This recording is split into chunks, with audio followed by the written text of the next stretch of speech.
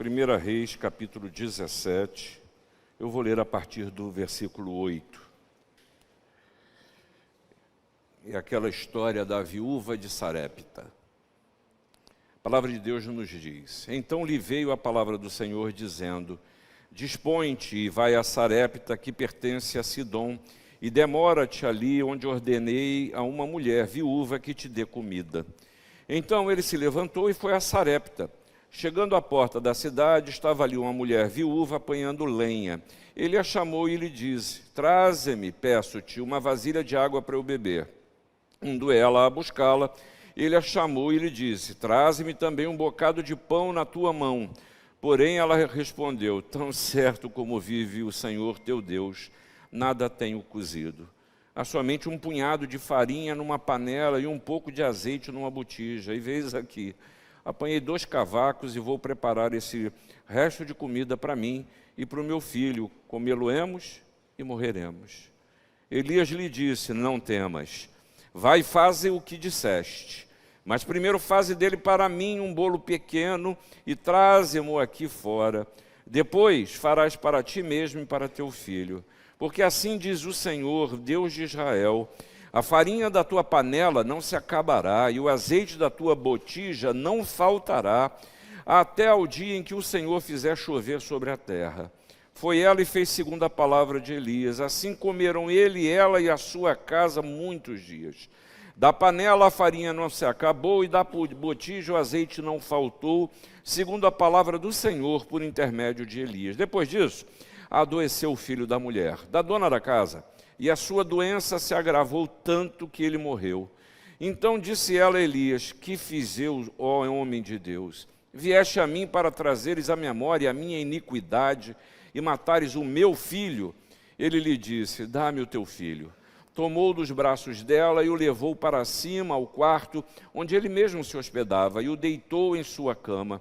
Então clamou ao Senhor e disse: Ó Senhor, meu Deus, também até a essa viúva com quem me hospedo afligiste, matando-lhe o filho? Estendendo-se 3 vezes sobre o menino, clamou ao Senhor e disse: Ó Senhor, meu Deus, rogo-te que faças a alma desse menino tornar a entrar nele. O Senhor atendeu a voz de Elias, e a alma do menino tornou a entrar nele e reviveu.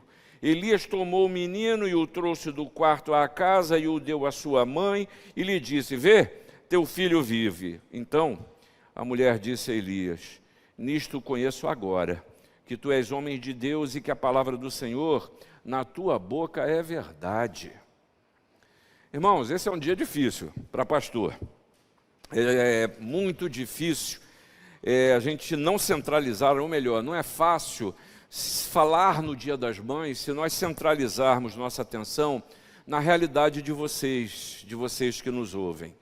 Por que isso? Porque como ministro, a gente tem que se lembrar de não ser tão emocional, vamos assim dizer, ou tão sentimental sobre a maternidade, porque nós podemos ter aqui dentro algumas pessoas que a maternidade, na verdade, foi um acidente e nem sempre ela é bem-vinda. Para outros, não é possível a maternidade biológica. Nem todos tiveram mães agradáveis. Para alguns, a maternidade não tem sido a melhor das circunstâncias. Para outros, há profundas dores e dilemas no lidar com seus filhos. Há alguns que sentem a falta e a ausência da mãe que nem sequer conheceram. E por isso William Bush disse que para se tornar uma mãe não é assim tão difícil. Por outro lado, ser mãe é muito difícil. É muito difícil. Portanto, com todas essas configurações e qualificações, por que motivo a gente deveria se preocupar com o Dia das Mães? E eu vou tentar lhe dizer o porquê. Porque para todos os obstáculos, dificuldades, sonhos quebrados, para toda fralda suja, plano estragado, nós estamos falando de um belo ideal, uma parte do plano de Deus, do plano criativo de Deus para dar vida. A maternidade, sem sombra de dúvida, constitui uma demanda constante para o dom do amor e da solidariedade. E a gente está aqui diante de um quadro de uma mãe, que ela tem as suas lutas, e, por favor, eu não gostaria que você idealizasse esta mulher, mas que você visse o problema que ela vivia. E você tem aqui como personagem um profeta, o profeta Elias, que viveu durante o reinado de Acabe. Acabe introduziu oficialmente um culto a um outro Deus, a um culto pagão ao Deus Baal. E o primeiro ato de Elias foi exatamente anunciar para Acabe as consequências do seu ato. E ele disse a ele que tão certo como Deus vive, o Deus de Israel, perante cuja face Elias estava, nem orvalho nem chuva haverá nesses anos, segundo a minha palavra. Sabe qual foi as consequências disso? Como ocorre em todo lugar, quando os governantes se tornam espoliadores, quando os governantes se tornam insensíveis ao povo aos quais governam, só houve destruição e morte. E essa seca durou cerca de 3 anos e meio, e o povo sedento, a terra destruída, o povo faminto, mas Deus continua a suprir as necessidades de Elias. E Elias se encontra com essa mãe necessitada, que como o seu povo também passa fome, mas tem mais um componente. Essa mulher era viúva. E diz o texto no versículo 9, que ela era viúva. E o povo de Israel, eu já disse isso para você, não reconhecia o direito de herança a elas. E por isso as viúvas eram talvez a porção da sociedade mais vulnerável entre a população judaica. Os parentes masculinos herdavam as coisas e era muito comum abandoná-las à própria sorte, ao relento. Contudo, as viúvas elas não tinham meios de se assegurar que a sua provisão ela seria constante. E você sabe que essa viúva de Sarepta não é o nome dela não, tá? Sarepta é uma antiga aldeia, muito antiga, uma aldeia fenícia, que ela ficava a cerca de 10 quilômetros ao sul de Sidom. E ela tinha um filho, diz aí o versículo 12. E diante do pedido do profeta, eu queria saber como é que você reagiria. Eu não falo aqui só para as mães. Como é que você reagiria? Você não tem nem suficiente para você. A terra está cheia de fome. E o sujeito chega e vira assim, traz água para mim. Abusado, né? Traz água. Agora não. Agora traz pão. Agora traz pão para mim. Vem cá, o sujeito estava no restaurante, que conversa é essa? E ela vai dar água. E ela traz pão. E ela não pode. Vai fazer como? São cobranças para alguém que não tem o que oferecer. São pedidos para alguém que não tem como dar, mas ela dá. Afinal de contas, ela é mãe. E se tem uma coisa que mães faz, é se dar.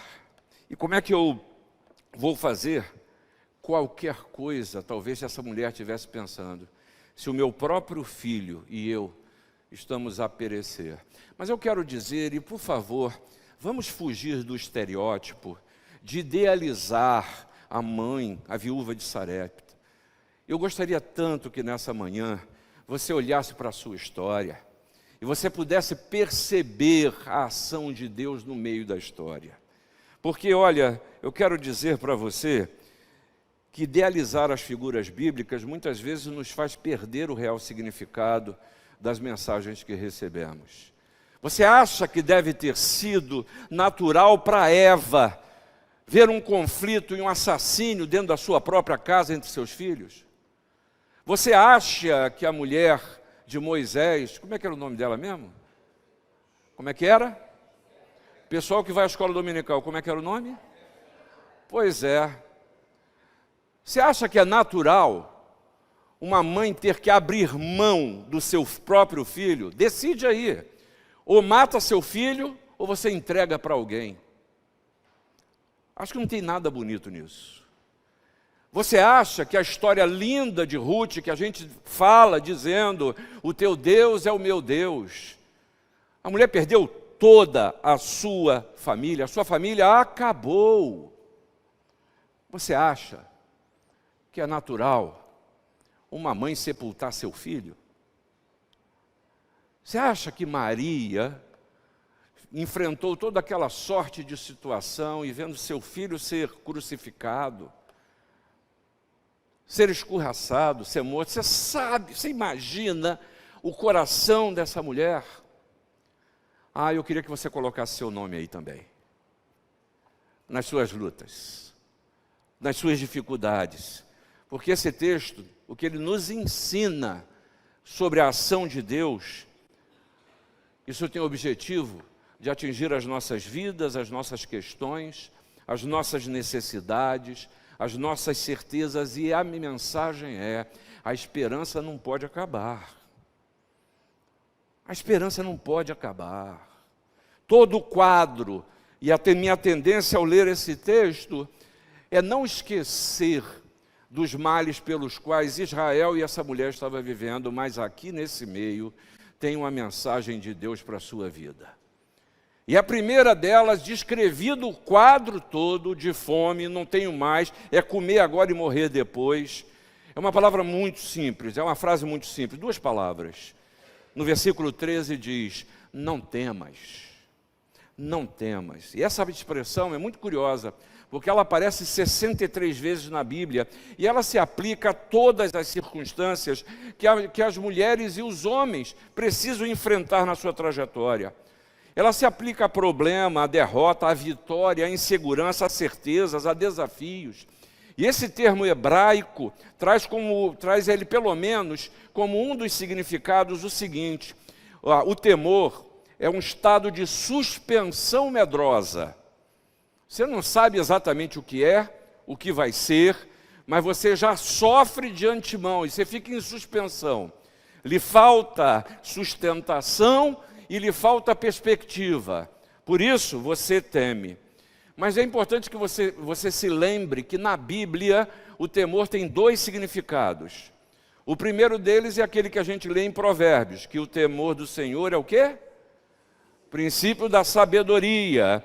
É um sentimento de profundo respeito, de obediência a Deus. Mas não é desse temor que o profeta está falando. Ele está falando da falta de tranquilidade, da sensação de ameaça, de susto. Porque esse tipo de temor, ele é desestruturador, é um ladrão. É um ladrão de paz, de confiança, de alegria e de fé.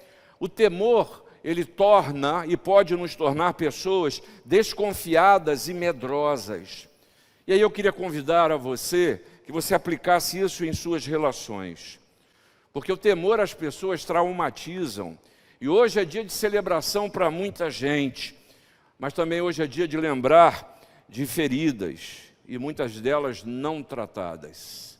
Gente que continua a viver a vida de temor. E nesse episódio, na história dessa viúva, nós vemos como Deus quer nos tratar contra os temores da vida.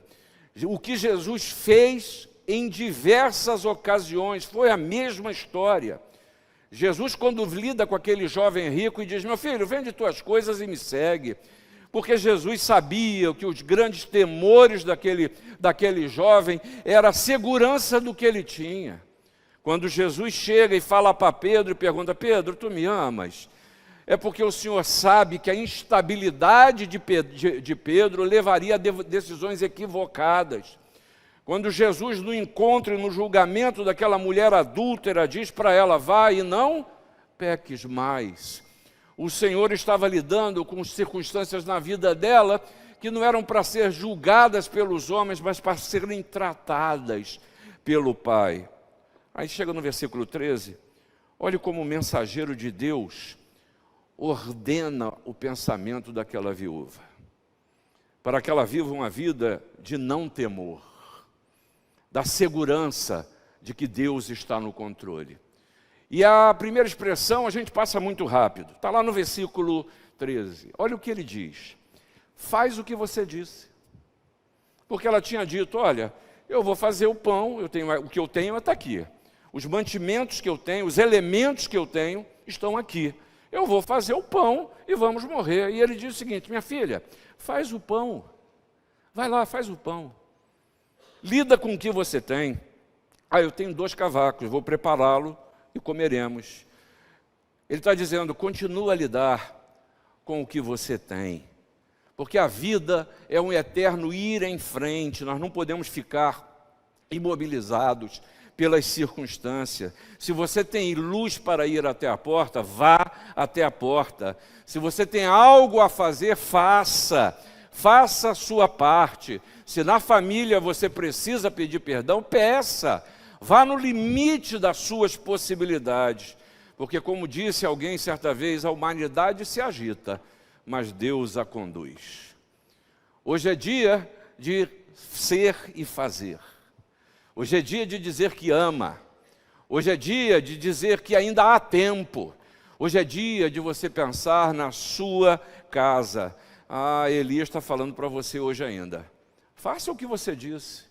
Mas vem a segunda parte, que eu acho tão maravilhosa, ele falar para aquela mulher, porque depois ele diz, mas do que você fizer, faz primeiro para mim. Não se esqueça que ali era o profeta de Deus falando. E ele estava falando em o nome do Senhor. E o que ele está dizendo? Elias está dizendo para aquela mulher, olha, você precisa tratar as prioridades da sua vida. Se o seu foco for a necessidade, você vai comer e vai morrer. Se a tua cosmovisão tiver a ver só com o que você está percebendo no seu entorno, aquilo que for mensurável para você, é comer e morrer. Se você acha que a sua casa não tem jeito, se você continua a viver de amarguras, se você não quer tratar o que precisa ser tratado, a farinha vai acabar e o azeite também. Não tem jeito. Prioridade. Insisto, se seu foco é escassez, a conclusão é essa mesmo. Comeremos e morreremos. Agora, se o seu foco é reconhecer que Jesus está no controle, porque Ele disse que não nos deixaria sós, aí a história é outra. É preciso oferecer as primícias para Deus. Primeiro faze dele para mim, diz o profeta, depois farás para ti mesmo. Se Deus fica com o que sobra do seu tempo, se Deus só é buscado quando seu mundinho está ruindo, se Deus é para você um amuleto, a comida acaba mesmo. Agora, se Deus é seu Pai, se Jesus é seu Senhor e Salvador, se o Espírito Santo habita em você, a sua agenda precisa ser considerada diante de Deus. Talvez a sua visão quanto aos bens e recursos precisa ser o reconhecimento que tudo que você tem foi dado por Deus. As suas relações precisam refletir o novo mandamento dado por Jesus, que nos amemos uns aos outros. Que seu dia da mãe seja um reconhecimento, ou seja, seja um reconhecimento de que você foi criado por Deus, da forma que Ele quis, e tudo que o Senhor faz é bom. Por isso, hoje é dia de dar graças. Obrigado, Clara. Obrigado por ter cantado este hino exatamente antes dessa palavra. Dai graças ao Senhor, porque Ele é bom. Hoje é dia de gratidão. Aqui, eu sei que tem mãe que precisa de cura. Aqui eu sei que tem marido que precisa de cura. Aqui eu sei que tem filho, filha que precisa de cura. E a palavra de Jesus para você, que a farinha está acabando, continua a ser: não temas, a esperança não pode acabar. Não pode acabar.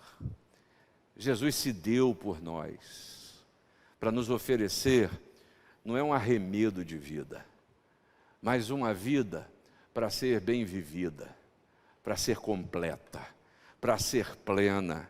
Por isso, a sua esperança não pode acabar.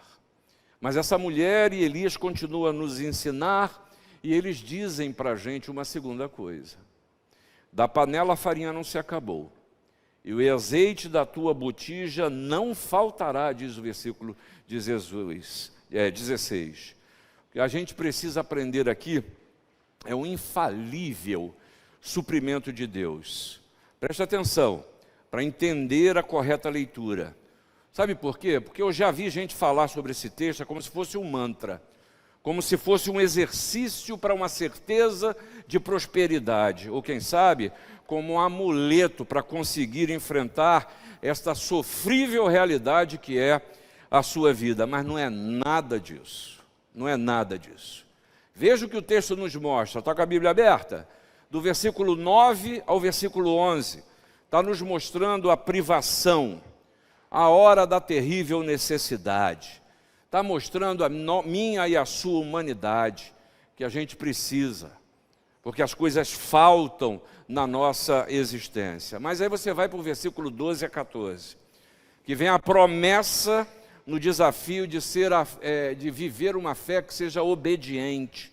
E no versículo 16, você encontra a provisão através da generosa mão de Deus. E o que o Elias está nos convidando é a crer que Deus é Deus da provisão e que nada vai te faltar. Ele está falando para mim e para você sobre o controle de Deus, que não te largou, não te criou e largou a própria sorte. Jesus mesmo falou isso exaustivamente. Veja lá, Mateus 6. Não vos assemelheis, pois, a eles, disse Jesus, porque Deus, o vosso Pai, sabe o de que tendes necessidade antes que lhe o peçais. O Senhor é presente. Não é a quantidade de farinha que determina o meu olhar para a existência. Não é o tamanho da minha botija e de quanto ela está cheia que deve determinar o meu ânimo de vida, porque a palavra de Deus continua a nos ensinar. Os leãozinhos sofrem necessidade e passam fome, porém, aos que buscam o Senhor, bem nenhum lhes faltará. Nós vemos a lição da igreja que nascia em Atos, no capítulo 4, dizendo que os crentes depositavam aos pés dos discípulos, então se distribuía a cada um à medida que alguém tinha necessidade. Era a igreja suprindo necessidades. Paulo, falando aos Coríntios, na segunda carta, nos ensina que Deus pode fazer-vos abundar em toda a graça, a fim de que, tendo sempre em tudo ampla suficiência, superabundez em toda boa obra. Agora, como é que você aplica isso na sua vida? É uma coisa a gente dizer e repetir exaustivamente, e você continuar pensando na quantidade de farinha ou no azeite que está acabando, e outra coisa é você aplicar isso, quem sabe nas suas relações até.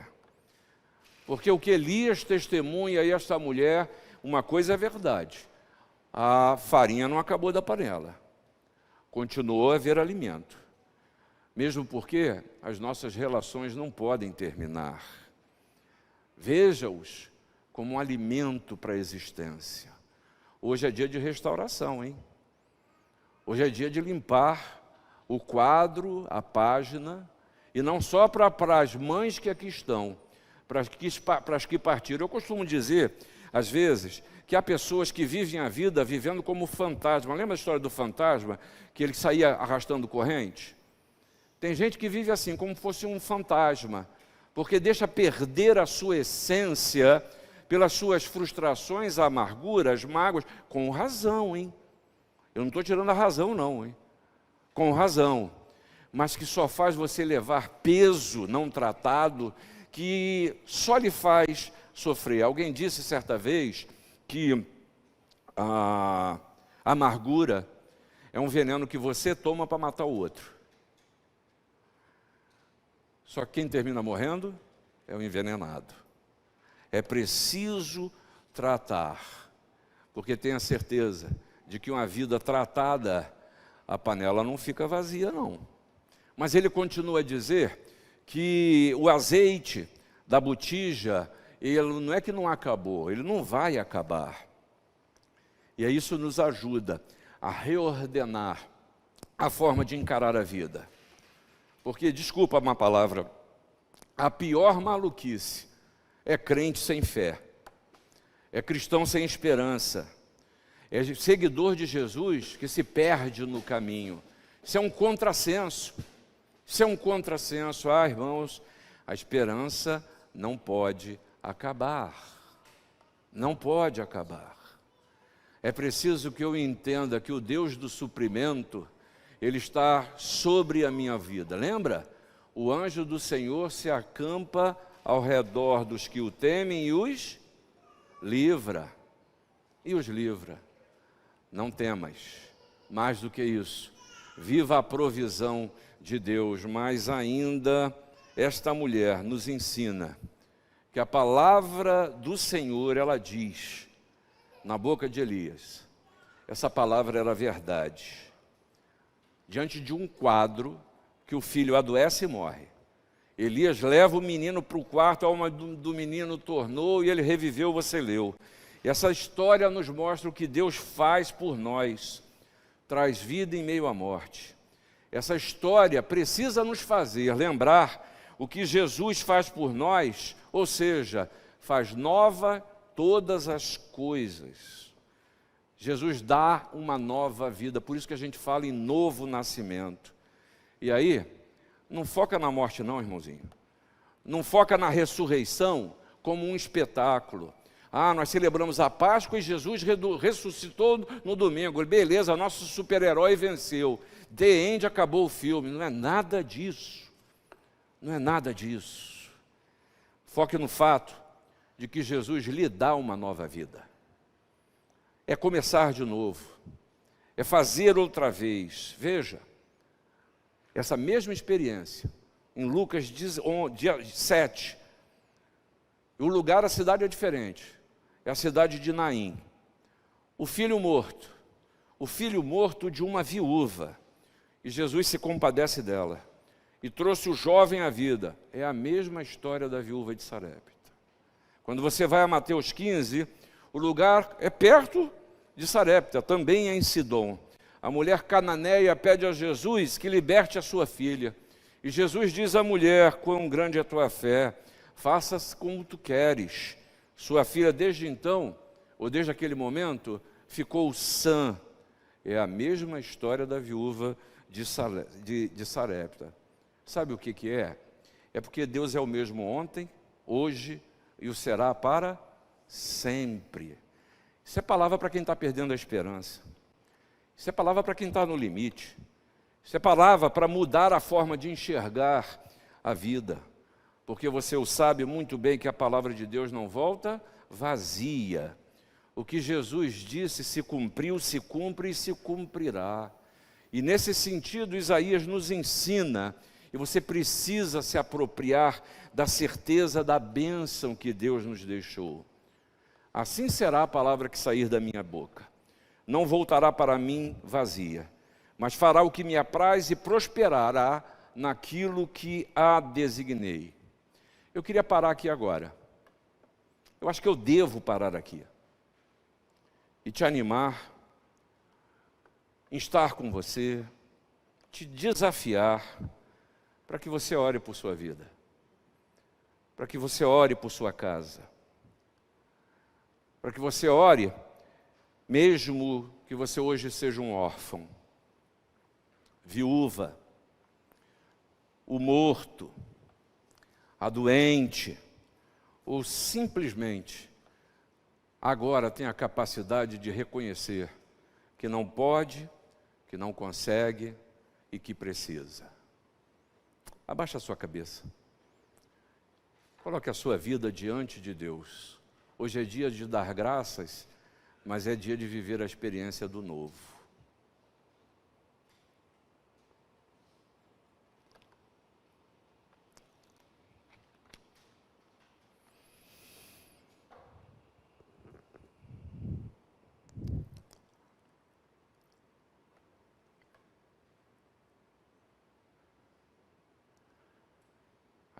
A esperança não pode acabar. Porque quando o hino nos ensina, eu sei em quem tenho crido. E sei que Ele é poderoso para guardar o meu tesouro até o dia final. E Jesus diz, eis que estou convosco todos os dias. Por isso que a mensagem nesse Dia das Mães é não tema. Tenha certeza que a sua botija não ficará vazia. E mais do que isso, se aproprie da bênção de saber que a palavra do Senhor, é a verdade, porque Ele é a verdade. Ele é o caminho, a verdade e a vida. É o Jesus que ainda continua a se oferecer por nós. E que Deus lhe dê um dia de graça, de ações de graça, de gratidão. Obrigado, Senhor, porque hoje nós estamos aqui e o tema é o Dia das Mães, mas para nós, na verdade, é a Tua presença nas nossas famílias. É agradecer por aquelas que nos geraram, na condição que o fizeram, porque sabemos que foi plano Teu nos trazer à existência. E por isso, Senhor, nós queremos colocar diante do Teu altar as nossas mães, aquelas que já partiram, aquelas que não foram conhecidas, aquelas às quais muitos de nós não têm as melhores lembranças, mas a certeza de que o Seu plano nos conduz a ser o que nós estamos sendo. E o Senhor tem sido gracioso e misericordioso com todos nós. Que hoje, Senhor, seja um dia de choro pelo libertar das amarras, mas de certeza da alegria, porque o Senhor nos ensina que o choro pode durar uma noite, mas a alegria vem pela manhã e a alegria do Senhor é a nossa força. Essa é a nossa oração, no nome de Jesus. Amém.